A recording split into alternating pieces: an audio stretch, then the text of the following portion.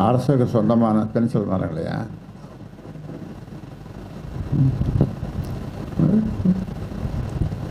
காட்டிலாங்காவினுடைய கவனத்திற்கு, forest department அவருடைய கவனத்திற்கு இதை நாம் கொண்டு செல்வோம். என்ன நடவடிக்கை எடுக்கிறான்னு பார்ப்போம். இப்போ நீங்கள் கொண்டு செல்லும்போது நிச்சயமாக அதற்கு ஒரு வழி பிறக்கும். மாணவிகளும் இந்த வகை புகையிலைக்கு அடிமையாகியுள்ளனர்.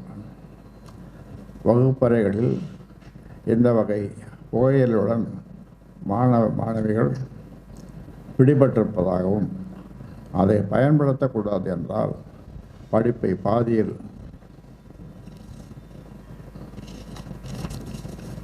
விட்டு செல்கின்றனர் என்று ஆசிரியர்கள் கூறியுள்ளனர். இது மிகவும் கவலைக்குரிய விஷயமாகும். தமிழக காவல்துறையும் சுகாதாரத்துறையும் இந்த விவகாரத்தில் தலையிட்டு அனைத்து வகையான புகையிலை பொருட்களின் விற்பனையையும் முற்றிலுமாக தடை செய்ய வேண்டும்.